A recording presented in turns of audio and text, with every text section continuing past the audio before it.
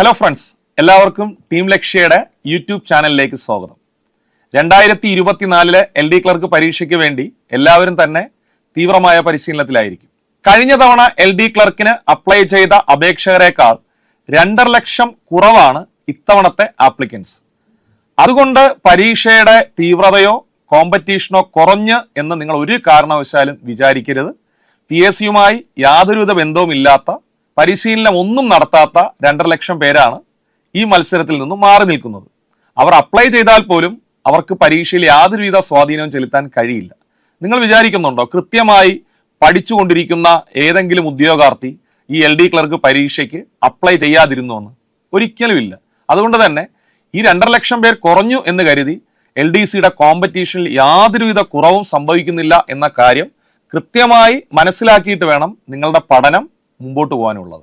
പിന്നെ മറ്റു ചില ഉദ്യോഗാർത്ഥികളുടെ ടെൻഷൻ, ലക്ഷക്കണക്കിന് അപേക്ഷകരുള്ള ഈ പരീക്ഷയിൽ എങ്ങനെയായിരിക്കും എനിക്ക് പഠിച്ചെഴുതാൻ പറ്റുന്നത് എന്നുള്ളൊരു ടെൻഷൻ ഉള്ളവരുണ്ട്.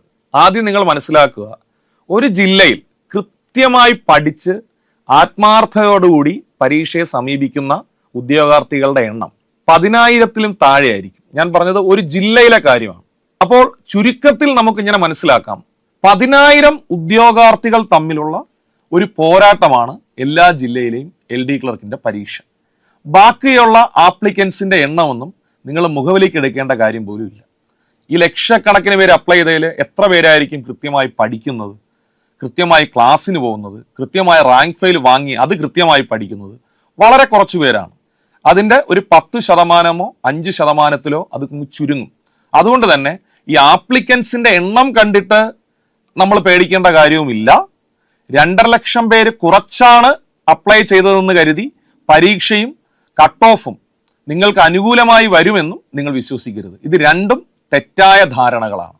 ഇനി നമുക്ക് നമ്മുടെ ഇന്നത്തെ വീഡിയോയുടെ ഉദ്ദേശത്തിലേക്ക് കടക്കാം. PSC ജനുവരി 1-ാം തീയതി തന്നെ LD ക്ലർക്കിന്റെ കൃത്യമായ സിലബസ് പ്രസിദ്ധീകരിച്ചിട്ടുണ്ട്. ആ സിലബസ് വളരെ വലിയൊരു സിലബസ് ആയിട്ട് നിങ്ങൾക്ക് ഫീൽ ചെയ്യാം. പക്ഷെ നിങ്ങൾ മനസ്സിലാക്കുക, പഠിക്കാൻ തയ്യാറുള്ള, ആത്മാർത്ഥമായി ജോലി കിട്ടാൻ ആഗ്രഹിക്കുന്ന ഒരു ഉദ്യോഗാർത്ഥിയെ സംബന്ധിച്ച് ആ സിലബസ് കൃത്യമായി കവർ ചെയ്യാനുള്ള ഒരു 7 മാസക്കാലം, ചുരുങ്ങിയത് 6 മാസക്കാലം നിങ്ങളുടെ മുന്നിലുണ്ട്. അതുകൊണ്ട് സിലബസ് കവറാവുമോ എന്നുള്ളൊരു പേടി നിങ്ങൾക്ക് ആവശ്യമില്ല. നിങ്ങൾക്ക് കൃത്യമായത് കവർ ചെയ്യാൻ പറ്റും. നിങ്ങൾക്ക് ഇപ്പോൾ കിട്ടിയ ഈ ഭാഗ്യം 10 വർഷങ്ങൾക്ക് മുമ്പ് LDCക്ക് അപ്ലൈ ചെയ്തിരുന്ന ഉദ്യോഗാർത്ഥികൾക്ക് ലഭിച്ചിരുന്നില്ല. അന്ന് PSC കൊടുക്കുന്ന സിലബസ് എന്താണെന്ന് നിങ്ങൾക്ക് അറിയാമോ എന്ന് എനിക്കറിയില്ല. അതായത് ആ സിലബസിൽ പറയുന്നത് ഇങ്ങനെയാണ്: സിലബസ് ഒറ്റ പേജിൽ ചുരുങ്ങും. 1, പൊതുവിജ്ഞാനം 50 ചോദ്യം, ഇംഗ്ലീഷ് 20 ചോദ്യം, ലഘുഗണിതം 20 ചോദ്യം, മലയാളം 10 ചോദ്യം. ഇങ്ങനെ 100 മാർക്കിന്റെ ഒരു പരീക്ഷ. ഇത്രയാണ് 10 വർഷം മുമ്പുള്ള LDCയുടെ സിലബസ് എന്ന് പറയുന്നത്. അപ്പോൾ നിങ്ങളൊന്ന് ആലോചിച്ച് നോക്കൂ, ഇന്ത്യ ചരിത്രം പഠിക്കേണ്ട ഒരു ഉദ്യോഗാർത്ഥി സിന്ധു നദീതട സംസ്കാരം മുതൽ ഇന്ത്യക്ക് സ്വാതന്ത്ര്യം കിട്ടുന്ന ആ പീരീഡ് വരെയുള്ള കാലഘട്ടം മുഴുവനും പഠിച്ചിരിക്കണം. പ്രാചീന സംസ്കാരം, പിന്നെ മധ്യകാല ഇന്ത്യ, ഡൽഹി സുൽത്താനേറ്റ്, പിന്നെ മുഗൾ സാമ്രാജ്യം, സ്വാതന്ത്ര്യ സമരം, ഇത്രയും വസ്തുതകൾ പഠിച്ചിട്ടാണ് 10 വർഷം മുമ്പുള്ള LDC പരീക്ഷയ്ക്ക് ഉദ്യോഗാർത്ഥികൾ തയ്യാറെടുത്തുകൊണ്ടിരുന്നത്. ഇനി പരീക്ഷയ്ക്ക് പോയാലോ ചിലപ്പോൾ ചരിത്രത്തിൽ നിന്ന് ഒരു ചോദ്യം പോലും കാണില്ല, ചിലപ്പോൾ ഒരു ചോദ്യത്തിൽ ഒതുങ്ങും. ഇപ്പോൾ അങ്ങനെ ഒരു പ്രോബ്ലം ഇപ്പോഴത്തെ ഉദ്യോഗാർത്ഥികൾ നേരിടേണ്ടി വരുന്നില്ല. കാരണം ഓരോ പോർഷനിലും നിങ്ങൾ എന്താണ് പഠിക്കേണ്ടതെന്ന് കൃത്യമായി PSC നിങ്ങളെ അറിയിക്കുന്നുണ്ട്. അത് നിങ്ങളെ സംബന്ധിച്ച് ഏറ്റവും ഗുണവും ഭാഗ്യവുമാണത്. പിന്നെ ഓരോ മേഖലയിൽ നിന്നും എത്ര മാർക്കിന് ചോദ്യം വരുമെന്ന് വരെ കൃത്യമായി പറഞ്ഞിട്ടുണ്ട്. ഇത്രയും ചിട്ടയോടുകൂടിയുള്ള ഒരു പരീക്ഷ PSC നടത്തുന്നത് വളരെ അഭിനന്ദനാർഹമായ ഒരു കാര്യമാണ്. അപ്പോൾ അത് പോസിറ്റീവായിട്ട് കണ്ടിട്ട് വേണം നിങ്ങൾ സിലബസ് എടുത്ത് കൃത്യമായി പഠിച്ചു തുടങ്ങാനുള്ളത്. ഓക്കെ, അപ്പോൾ സിലബസ് വലുതായി എന്നുള്ളതല്ല, സിലബസിന് വ്യക്തത വന്നു എന്നതാണ് നിങ്ങളെ സംബന്ധിച്ചുള്ള ഗുണം. ഇന്നത്തെ വീഡിയോയിൽ ഞാൻ നിങ്ങളോട്ട് കമ്മ്യൂണിക്കേറ്റ് ചെയ്യുന്നത്, ഒന്നാമത്തെ കാര്യം, ചിലപ്പോൾ ആദ്യമായിട്ട് PSCയിലോട്ട് കടന്നു വന്ന ഉദ്യോഗാർത്ഥികളുണ്ട്. അവരെയാണ് മെയിനായിട്ടും ഈ വീഡിയോ ഫോക്കസ് ചെയ്യുന്നത്. അതായത് നമ്മളിപ്പോൾ LD ക്ലർക്ക് പരീക്ഷയ്ക്കായാലും, അല്ലെങ്കിൽ വേണ്ട ഒരു +2 ലെവൽ പരീക്ഷയ്ക്കായാലും, ലാസ്റ്റ് ഗ്രേഡ് പരീക്ഷയ്ക്കായാലും, ഏത് പരീക്ഷയായാലും, ഒരു PSC പരീക്ഷയ്ക്ക് നമ്മൾ തയ്യാറെടുക്കുമ്പോൾ ആദ്യം ചെയ്യേണ്ടത് അതിന്റെ മുൻവർഷ ചോദ്യപേപ്പറുകൾ കൃത്യമായി അനലൈസ് ചെയ്യുക എന്നുള്ളത് തന്നെയാണ് 1-ാം ഘട്ടം. ഒരു സംശയമില്ല.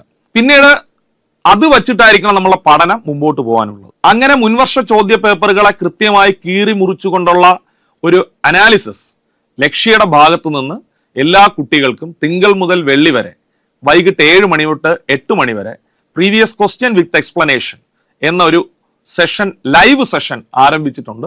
അത് നിങ്ങൾക്കറിയാം, PQ പർവം. ഈ വീഡിയോ കാണുന്ന എല്ലാ ഉദ്യോഗാർത്ഥികളെയും ഒന്നുകൂടി റിമൈൻഡ് ചെയ്യിപ്പിക്കുന്നു.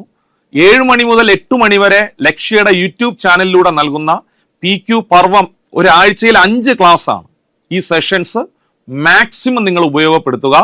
പരമാവധി മാർക്ക് നിങ്ങൾക്ക് അതിൽ നിന്ന് സ്കോർ ചെയ്യാൻ പറ്റും. അത്രയും ഉറപ്പുള്ളത് കൊണ്ടാണ് ഞാനിത് പറയുന്നത്.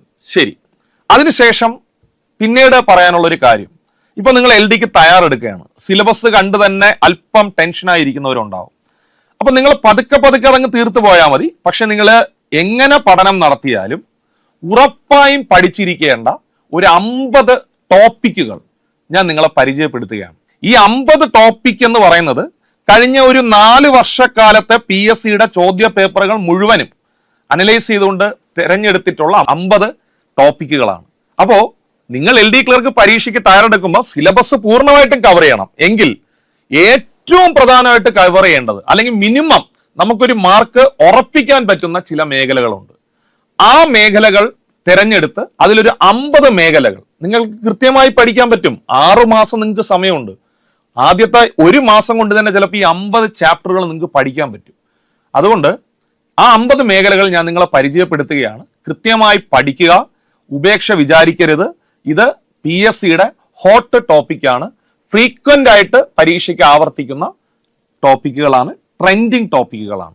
ആ 50 ട്രെൻഡിങ് ടോപ്പിക്കിനെ നമുക്കൊന്ന് പരിചയപ്പെടാം. നിങ്ങൾക്ക് വരാൻ പോകുന്ന LD ക്ലർക്ക് പരീക്ഷയ്ക്കും മറ്റു പരീക്ഷകൾക്കും ഉറപ്പായിട്ടും ഉപകാരപ്പെടും എന്ന് ഞാൻ വിശ്വസിക്കുന്നു. നമുക്ക് ആ ടോപ്പിക്കുകളിലേക്ക് കടക്കാം. ഓരോ മേഖലയിൽ നിന്നും നിങ്ങൾ പഠിച്ചിരിക്കേണ്ട ടോപ്പിക്കുകളാണ്. എല്ലാം കൂടെ 50 ടോപ്പിക്കുകളാണ് ഞാൻ പരിചയപ്പെടുത്തുന്നത്. ഉറപ്പായിട്ടും LDC പരീക്ഷയ്ക്ക് തയ്യാറെടുക്കുന്ന ഒരു ഉദ്യോഗാർത്ഥി ഈ 50 ടോപ്പിക്ക് കൃത്യമായി പഠിച്ചിരിക്കുക. ഓക്കെ, LDC 2024 ഉറപ്പായും പഠിച്ചിരിക്കേണ്ട 50 ടോപ്പിക്സുകളാണ്. നമുക്ക് ആദ്യം കടക്കാം ചരിത്രം. ചരിത്രത്തിൽ നിന്ന് 5 മാർക്കിനാണ് ചോദ്യം വരുന്നത്. കേരള ചരിത്രം, ഇന്ത്യ ചരിത്രം, ലോക ചരിത്രം. അതിൽ ഞാനൊരു 7 മേഖല നിങ്ങളെ പരിചയപ്പെടുത്തുകയാണ്. ഈ 7 ചാപ്റ്റർ കൃത്യമായി നിങ്ങൾ പഠിക്കുക. ഒന്നാമത്തത് കേരളത്തിലെ പ്രക്ഷോഭങ്ങളാണ്. വളരെ ഇമ്പോർട്ടന്റ്. ആറ്റിങ്ങൽ കലാപത്തിൽ തുടങ്ങി വിമോചന സമരം വരെയുള്ള ചരിത്ര സംഭവങ്ങൾ, അത് വളരെ പ്രധാനപ്പെട്ടതാണ്. കൃത്യമായി പഠിക്കുക. പിന്നെ ഇപ്പോഴത്തെ ഒരു ഹോട്ട് ടോപ്പിക്കാണ് ഐക്യ കേരള പ്രസ്ഥാനം. എന്താണ് ഐക്യ കേരളം എന്ന് പറയുന്നത്? മലയാളം ഭാഷ സംസാരിക്കുന്ന ആളുകൾക്ക് വേണ്ടി ഒരു സംസ്ഥാനം രൂപീകരിക്കുന്നതിന് വേണ്ടി നടന്ന മുന്നേറ്റമാണ് ഐക്യ കേരള പ്രസ്ഥാനം. ആ ഐക്യ കേരള പ്രസ്ഥാനവും എങ്ങനെയാണ് ഐക്യ കേരളം രൂപീകരിച്ചതെന്നുള്ള ചരിത്രം കൃത്യമായി പഠിക്കുക. ഇപ്പോഴത്തെ ഒരു ട്രെൻഡിങ് ടോപ്പിക്കാണ്. അതുപോലെ തന്നെ മലബാറിലെ രാഷ്ട്രീയ സമ്മേളനങ്ങൾ, 1916 മുതൽ 20 വരെ നീണ്ടുനിന്ന മലബാറിലെ രാഷ്ട്രീയ സമ്മേളനങ്ങളിൽ നിന്ന് ഒരുപാട് ചോദ്യങ്ങൾ ചോദിച്ചിട്ടുണ്ട്. ആനി ബസന്റ് അധ്യക്ഷയായ സമ്മേളനം മുതലുള്ള വളരെ ഇമ്പോർട്ടന്റ് ആയ സമ്മേളനങ്ങൾ. അതോടൊപ്പം തന്നെ ഈ ഒറ്റപ്പാലം സമ്മേളനം പോലുള്ള, അല്ലെങ്കിൽ വടകര സമ്മേളനം പോലുള്ള ആ കാലഘട്ടത്തിൽ നടന്ന രാഷ്ട്രീയ സമ്മേളനങ്ങളെല്ലാം കൃത്യമായി പഠിക്കാൻ വേണ്ടി ശ്രമിക്കുക. പിന്നെ ഇന്ത്യ ചരിത്രം പരിശോധിച്ചാൽ ഏറ്റവും കൂടുതൽ ചോദ്യം വരുന്നത് സ്വാതന്ത്ര്യ സമരവും മഹാത്മാഗാന്ധിയും എന്ന ടോപ്പിക്കിൽ നിന്നാണ്. അപ്പോൾ ഇത് കൃത്യമായി പഠിക്കുക. സ്വാതന്ത്ര്യ സമരവും മഹാത്മാഗാന്ധിയും, 1857 വിപ്ലവം വളരെ പ്രധാനപ്പെട്ടതാണ്. പിന്നെ വേൾഡ് ഹിസ്റ്ററിയിൽ നിന്ന് ഏറ്റവും കൂടുതൽ UN-ഉം അനുബന്ധ ഏജൻസികളും എന്ന് പറയുന്ന മേഖലയിൽ നിന്നാണ് കൂടുതൽ ചോദ്യങ്ങൾ വരുന്നത്. അതുകൊണ്ട് ഒരു PSC ആസ്പിരന്റ് ആയിട്ടുള്ള ആള്, LD ക്ലർക്കിന് ലക്ഷ്യം വയ്ക്കുന്ന ആള് വേൾഡ് ഹിസ്റ്ററി പഠിക്കുമ്പോൾ ഹിസ്റ്ററി എന്നതിനേക്കാൾ ഉപരി UN-ന് കൂടുതൽ പ്രാധാന്യം കൊടുത്ത് ഫസ്റ്റ് പഠിച്ചു തീർക്കേണ്ടത് UN ആണ്. പിന്നെ ലോക വിപ്ലവങ്ങളിൽ ഏറ്റവും കൂടുതൽ ചോദിക്കുന്നത് ഇംഗ്ലണ്ടിലെ മഹത്തായ വിപ്ലവവും ഫ്രഞ്ച് വിപ്ലവവും. കൃത്യമായി പഠിക്കാൻ ശ്രമിക്കുക. ഇംഗ്ലണ്ടിലെ മഹത്തായ വിപ്ലവവും ഫ്രഞ്ച് വിപ്ലവവും കൃത്യമായി പഠിക്കുക. ഇതിൽ നിന്ന് ചോദ്യം ചോദിക്കും. ഇതാണ് ചരിത്രത്തിൽ നിന്ന് വരുന്ന 7 ഹോട്ട് ടോപ്പിക്സുകൾ.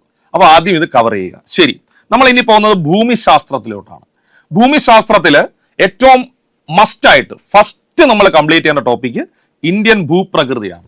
ഉത്തരപർവ്വത മേഖല, ഉപദ്വീപീയ പീഠഭൂമി, തീരദേശങ്ങൾ, അതുപോലെ തന്നെ ഉത്തരമഹാസമതലം, ഇങ്ങനെ ഉൾക്കൊള്ളുന്ന കൃത്യമായിട്ടുള്ള ഒരു പഠനം ഭൂപ്രകൃതിക്ക് വേണ്ടി മാറ്റിവെക്കുക. ഇവ പഠിക്കുമ്പോൾ അതിൽ ഉൾപ്പെടുന്ന നദികളെ കൂടി കൃത്യമായി പഠിച്ചു പോവുക. ഇന്ത്യൻ കാർഷികം ഏറ്റവും കൂടുതൽ ചോദിക്കുന്ന മറ്റൊരു മേഖലയാണ് ഇന്ത്യൻ കാർഷികം. ഇന്ത്യയുടെ കാർഷികവുമായി ബന്ധപ്പെട്ട അടിസ്ഥാന വസ്തുതകൾ, ഖാരിഫ്, റാബി, സയ്ദ് വിളകൾ എന്താണ്, ഇന്ത്യയിലെ ടൈപ്സ് ഓഫ് ഫാമിംഗ് ഏതൊക്കെയാണ്, പിന്നെ ഭക്ഷ്യവിളകളായ നെല്ല്, ഗോതമ്പ്, ചോളം, തിനവിളകൾ, നാണ്യവിളകളായ റബ്ബർ, കുരുമുളക്, അതുപോലെ തന്നെ തേയില, കാപ്പി, അങ്ങനെയൊക്കെ വരുന്ന കാർഷിക മേഖലയുമായി ബന്ധപ്പെട്ട ചോദ്യങ്ങൾ കൃത്യമായി പഠിക്കുക. ഇന്ത്യയിലെ ധാതുക്കളും ധാതു അധിഷ്ഠിത വ്യവസായങ്ങളും വളരെ ഇമ്പോർട്ടന്റ് ആണ്. ഇപ്പോഴത്തെ ഒരു ഹോട്ട് ടോപ്പിക്കാണ് ധാതുക്കളും ധാതു അധിഷ്ഠിത വ്യവസായങ്ങളും. വേൾഡ് ജോഗ്രഫിയിലോട്ട് പോകുമ്പോൾ ഒരുപാട് പഠിക്കാനുണ്ടെങ്കിൽ ഏറ്റവും ട്രെൻഡിങ് ആയി നമ്മൾ ഫസ്റ്റ് പഠിച്ചു തീർക്കേണ്ടത് അന്തരീക്ഷ പാളികളും കാറ്റുകളും. അന്തരീക്ഷം കൃത്യമായി പഠിക്കുക, അന്തരീക്ഷ പാളികൾ കൃത്യമായി പഠിക്കുക, കാറ്റുകൾ വളരെ ഇമ്പോർട്ടന്റ് ആണ്.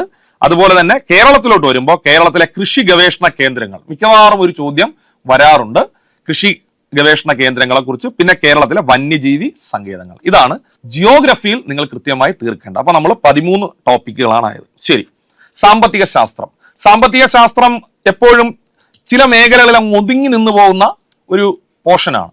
അതുകൊണ്ട് തന്നെ നമ്മൾ കൃത്യമായി പഠിച്ചാൽ നിങ്ങൾക്ക് ആ മാർക്ക് സ്കോർ ചെയ്യാൻ പറ്റും. അതിൽ നിന്ന് 4 ടോപ്പിക്കാണ്. ഒന്ന് ദേശീയ വരുമാനം കണക്കാക്കുന്ന രീതി, ദേശീയ വരുമാനത്തിന്റെ അടിസ്ഥാന വസ്തുതകൾ, GDP, GNP പോലുള്ളവയാണ് അതിനകത്ത് വരുന്നത്. പിന്നെ നിങ്ങൾക്ക് എല്ലാവർക്കും അറിയാം ഓൾവൈസ് ട്രെൻഡിങ് ആയിട്ടുള്ള കാര്യമാണ് പഞ്ചവത്സര പദ്ധതികൾ, കൃത്യമായി പഠിക്കുക. പ്ലാനിംഗ് കമ്മീഷൻ, നീതി ആയോഗ്, പിന്നെ ധനകാര്യ സ്ഥാപനങ്ങൾ, SCERT പാഠപുസ്തകങ്ങൾ കൂടുതൽ ഉപയോഗപ്പെടുത്തുന്നത് എക്കണോമിക്സിലെ മാർക്ക് ഉറപ്പിക്കാൻ നിങ്ങളെ സഹായിക്കും. ഇത്രയുമാണ് സാമ്പത്തിക ശാസ്ത്രം. ഭരണഘടനയിലേക്ക് പോകുമ്പോൾ ഭരണഘടനയിൽ ഏറ്റവും പ്രധാനപ്പെട്ടത് നമ്മൾ 1, 2, 3 ദിവസം എടുത്ത് മൗലികാവകാശങ്ങൾ എന്ന് പറയുന്ന ഭാഗം അത് മാത്രം പഠിച്ചുകൊണ്ടിരുന്നാലും നിങ്ങൾക്ക് ലാഭമാണ്. ഏറ്റവും കൂടുതൽ പരീക്ഷകളിൽ ചോദിക്കുന്ന ടോപ്പിക്ക് മൗലിക അവകാശങ്ങൾ എന്ന ടോപ്പിക്കാണ്. പിന്നെ ഭരണഘടനാ നിയമനിർമ്മാണ സഭ, അത് കഴിഞ്ഞാൽ ഏറ്റവും കൂടുതൽ ചോദ്യം വരുന്നത്. പിന്നെ ഏറ്റവും ഇമ്പോർട്ടന്റ്, ഇത് പഠിക്കാതെ നമ്മൾ പരീക്ഷയ്ക്ക് പോണ്ട, ദേശീയ വിവരാവകാശ കമ്മീഷൻ, ദേശീയ മനുഷ്യാവകാശ കമ്മീഷൻ, ദേശീയ വനിതാ കമ്മീഷൻ, ഇലക്ഷൻ കമ്മീഷൻ. ഇതാണ് ട്രെൻഡിങ് 1 ആയിട്ട് നമുക്ക് പറയാൻ പറ്റുന്നത്. ഇത് കൃത്യമായി പഠിക്കുക. പിന്നെ ഭേദഗതികൾ നോക്കിയേ, 2, 4, 7 വെറും 7 ഭേദഗതികളെ പഠിക്കാവുള്ളൂ. പഠിച്ചു കഴിഞ്ഞാൽ ലാഭം മാത്രമേ ഉള്ളൂ. 7 ഭേദഗതികൾ പഠിക്കുക എന്ന് പറഞ്ഞാൽ അതൊരു ഭഗീരഥ പ്രയത്നമൊന്നും അല്ല, കൃത്യമായി പഠിക്കാൻ പറ്റും. അത് പഠിച്ചിരിക്കുക. പിന്നെ സുപ്രീം കോടതി, ഹൈക്കോടതി, പിന്നെ ഗവൺമെന്റിന്റെ ഘടകങ്ങളായി വരുന്ന പാർലമെന്റ് പോലുള്ള വസ്തുതകൾ കൂടി നിങ്ങൾ കവർ ചെയ്ത് വരുന്നത് നിങ്ങൾക്ക് നല്ലതായിരിക്കും. പക്ഷെ ഏറ്റവും ട്രെൻഡിങ് ആയിട്ടുള്ളത് ഇത്രയും ടോപ്പിക്കുകളാണ്. അതിനുശേഷം കേരളം, ഭരണവും ഭരണ സംവിധാനവും, അഡ്മിനിസ്ട്രേഷനിൽ നിന്ന് വരുന്ന ഏറ്റവും പ്രധാനപ്പെട്ട 1ാമത്തെ മേഖല എന്ന് പറഞ്ഞാൽ കേരള സർക്കാർ നിലവിൽ മുമ്പോട്ട് കൊണ്ടുപോയിക്കൊണ്ടിരിക്കുന്ന കേരള സർക്കാരിന്റെ ക്ഷേമ പദ്ധതികളാണ്. ഇതാണ് ഏറ്റവും ഇമ്പോർട്ടന്റ്, കേരള സർക്കാരിന്റെ ക്ഷേമ പദ്ധതികൾ. പിന്നെ ദുരന്ത നിവാരണ അതോറിറ്റി, കേരളത്തിന്റെ തണ്ണീർത്തട സംരക്ഷണം കേരളത്തിൽ എങ്ങനെ നടപ്പിലാക്കുന്നു, കേരള നെൽവയൽ തണ്ണീർത്തട സംരക്ഷണ നിയമവും സംസ്ഥാന തണ്ണീർത്തട അതോറിറ്റിയും എന്താണെന്ന് കൃത്യമായി പഠിക്കുക. പിന്നെ കേരളത്തിലെ ഭരണഘടനാ സ്ഥാപനങ്ങൾ, കേരളത്തിലെ ഭരണഘടനാ സ്ഥാപനം എന്ന് പറഞ്ഞാൽ കേരളത്തിലെ ഇലക്ഷൻ കമ്മീഷൻ, കേരളത്തിലെ ധനകാര്യ commission, advocate general, Kerala PSC, അങ്ങനെ വരുന്ന ഭരണഘടനാ സ്ഥാപനങ്ങളും മറ്റു കമ്മീഷനുകളും. അത് വളരെ ഇമ്പോർട്ടന്റ് ആണ്, കൃത്യമായി പഠിച്ചുകൊള്ളുക.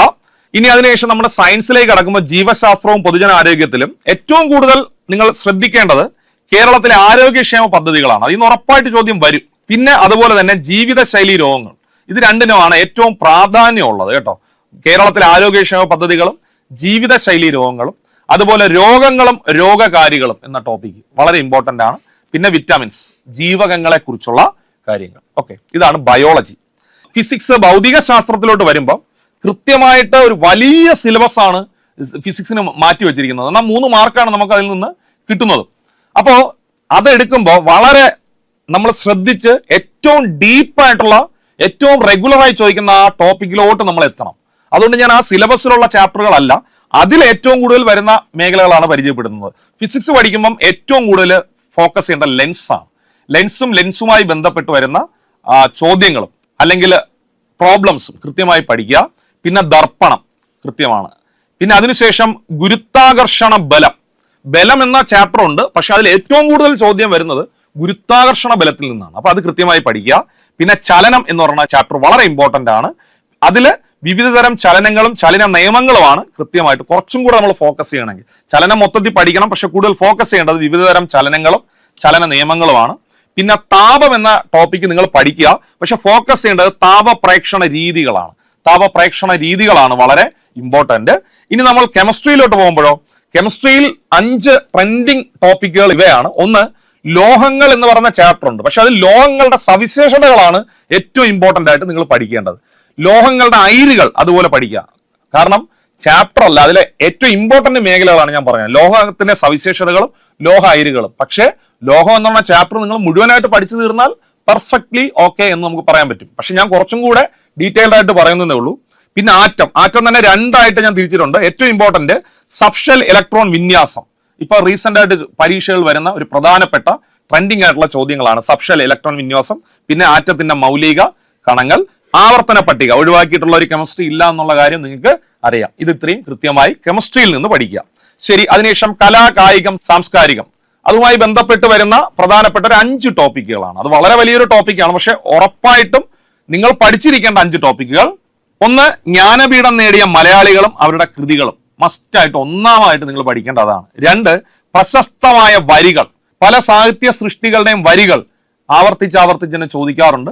അത് കൃത്യമായി പഠിക്കുക. SCRTയിൽ കൂടുതൽ ഫോക്കസ് ചെയ്യുന്ന വരികളായിരിക്കും ചോദിക്കാനും സാധ്യത.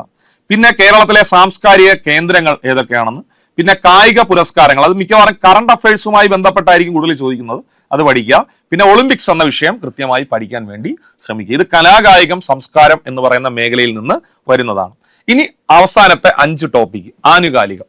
ആനുകാലികത്തിൽ വരുന്ന 5 പ്രധാനപ്പെട്ട ഫോക്കസ് ചെയ്യപ്പെടേണ്ട കാര്യങ്ങൾ. ഒന്ന്, പുരസ്കാരങ്ങളെല്ലാം വൃത്തിയായി പഠിച്ചിരിക്കുക. ഇന്റർനാഷണൽ, നാഷണൽ, സ്റ്റേറ്റ് വൈഡ് പുരസ്കാരങ്ങളെല്ലാം കൃത്യമായി പഠിക്കുക.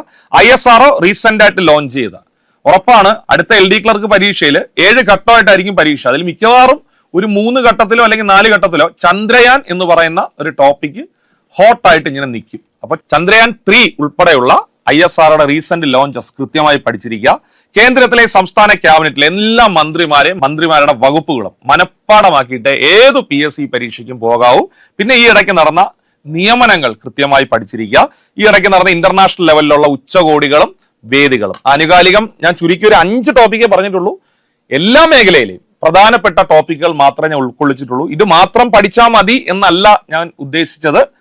ഒരു PSC പരീക്ഷയ്ക്ക്, അല്ലെങ്കിൽ വരാൻ പോകുന്ന LD ക്ലർക്ക് പരീക്ഷയ്ക്ക്, അല്ലെങ്കിൽ 2024 എഴുതാൻ പോകുന്ന PSC പരീക്ഷകൾക്ക് തയ്യാറെടുക്കുന്ന ഒരു ഉദ്യോഗാർത്ഥി ഉറപ്പായും കവർ ചെയ്തിരിക്കേണ്ട, മനഃപ്പാടമാക്കിയിരിക്കേണ്ട, മനസ്സിലാക്കിയിരിക്കേണ്ട 50 ടോപ്പിക്സ് ആണ് നിങ്ങളെ ഞാൻ പരിചയപ്പെടുത്തിയത്.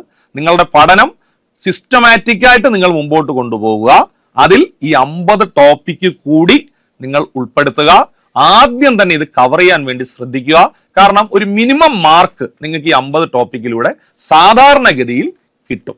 അതോടൊപ്പം വീണ്ടും ലക്ഷ്യയുടെ തിങ്കൾ മുതൽ വെള്ളി വരെയുള്ള 7 മണിക്കുള്ള class, free class, live class ഞാൻ വീണ്ടും ഓർമ്മപ്പെടുത്തുന്നു. PQ പർവം അത് കൃത്യമായി ഫോളോ ചെയ്യാൻ വേണ്ടി ശ്രമിക്കുക. എല്ലാവർക്കും എല്ലാവിധ ആശംസകളും.